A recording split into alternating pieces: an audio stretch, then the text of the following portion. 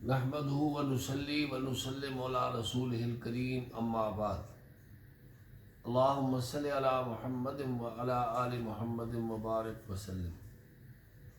اللہ تعالی ہمیں تمہیں اپنا بنائے، نیکی کی توفیق دیں اور برائی سے بچائیں۔ جو سلسلہ ایک جاری ہے، اسی کے ایک حصہ رسول اللہ صلی اللہ علیہ وسلم نے ارشاد فرمایا، جب میری امت امر بالمعروف یعنی نیکی کا حکم اور نہی عن المنکر یعنی برائی سے روکنے کا عمل چھوڑے گی تو وہی کی برکات سے محروم ہو جائے گی۔ اسی پر بات کو آگے بڑھاتے ہیں۔ سید عائشہ صدیقہ رضی اللہ تعالیٰ عنہ فرماتی ہیں، ایک مرتبہ رسول اللہ صلی اللہ علیہ وسلم دولت قضا پر تشریف لائے۔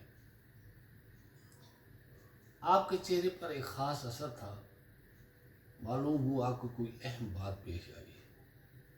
آپ علیہ السلام نے وضو کیا اور کسی سے کچھ بات نہیں کی، مسجد میں تشریف لے گئے۔ میں حجرے کی دیوار کے ساتھ لگ کر کھڑی ہو گئی کہ کوئی اہم بات ہو تو سن سکوں۔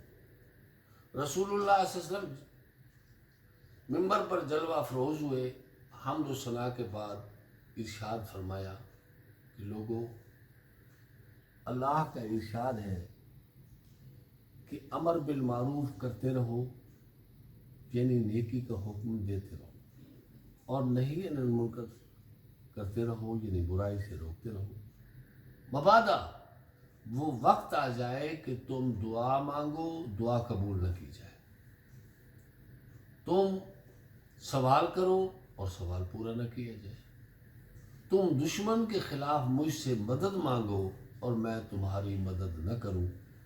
یہ بات کہہ کر رسول اللہ صلی اللہ علیہ وسلم منبر سے نیچے تشریف لے آئے۔ اب اس حدیث کے تناظر میں بات بالکل عیاں ہے، اظہر من الشمس ہے۔ اس سے زیادہ واضح اور بدیہی بات کوئی نہیں ہو سکتی کہ یہ کوئی بڑا مبارک عمل ہے جس پر اللہ کی نصرت کا وعدہ ہے اور اس کے چھوڑنے پر نصرت خدا بندی سے محرومی ہے۔ شیخ الحدیث مولانا زکریا فرماتے ہیں کہ 60 آیات میری نظر سے ایسی گزری ہیں جن میں دعوت و تبلیغ کے کام کو اہم فریضہ قرار دیا گیا ہے۔ 60 آیات قرآن کریم کی جو احکام کی چند آیات ہیں، ان میں اگر 60 آیات یہ ہیں تو اس کا مطلب یہ ہوا کہ بڑا کوئی حساس معاملہ ہے جس پر صرف نظر کریں۔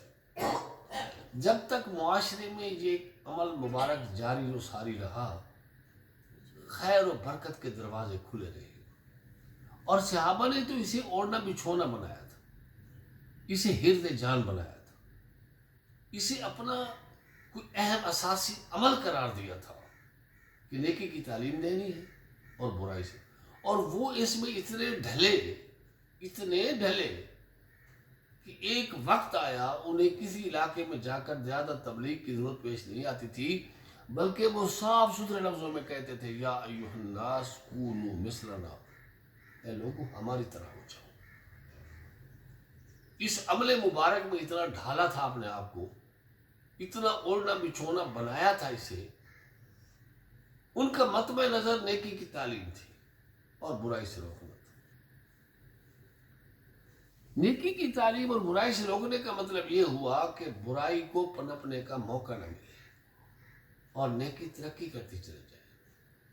جس معاشرے میں برائی ایک مطلق لفظ ہے، اس کی بہت ساری شکلیں ہیں، وہ پنپ نہ سکے، پھیل نہ سکے، بڑھ نہ سکے، بالکل اس کی ایسے مثال ہے جیسے ایک کسان اپنی فصل سے جڑی بوٹی کو تلف کر دے تو فصل بڑی مضبوط اور بڑی پائیدار ہوتی ہے اور بڑی ثمربار ہوتی ہے، اور جو کسان اپنی غفلت و کوتاہی کی بدولت اپنے کھیت کو صاف نہ کرے اور جڑی بوٹیوں کو بھی فصل سمجھ کر پالتا رہے، پرورش کرتا رہے، تو نتیجتاً وہ فصل ساری کی ساری بھی بسوں کا ضائع ہو جاتی ہے۔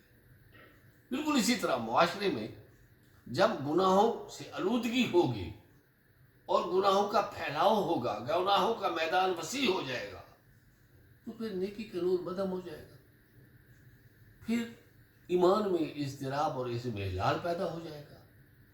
ایسا کمزور ایمان ہوگا جو کسی بھی برائی کے سامنے مقابلہ نہیں کر پائے گا، بلکہ جھک جائے گا. افراد بکنے لگیں گے، مقاصد زندگی کچھ اور ہو جائیں گے، وہ نہیں ہوں گے جو قرآن و حدیث کی دعوت دے رہا ہے.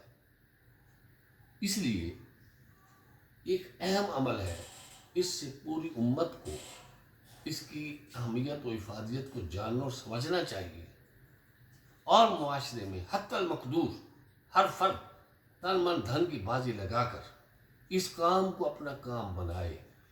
دیکھیں کتنی مبارک سی آیت ہے. اللہ فرماتے ہیں وَمَنْ أَحْسَنُ قَوْلًا مِّمَّنْ دَعَا إِلَى اللَّهِ وَعَمِلَ صَالِحًا. اس سے کس کی بات بہتر ہو سکتی ہے جو اللہ کی طرف بلائے. کتنی بڑی حوصلہ افزائی ہے اس جملے میں. اس شخص سے بہتر کس کی بات ہو سکتی ہے. اور فرمایا کنتم خیر امت اخرجت للناس تأمرون بالمعروف وتنہون عن المنکر. تم تو بہترین امت ہو، تمہیں تو نکالا اسی لیے کیا گیا کہ تم گناہوں سے روکو اور نیکی کی تعلیم دو.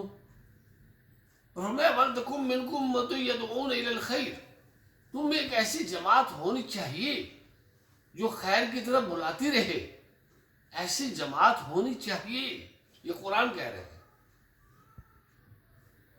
تو میں خود سے، اپنے ارباب سے، احباب سے درخواست کروں گا کہ اس عمل مبارک کو زندگی کا حصہ بنایا جائے.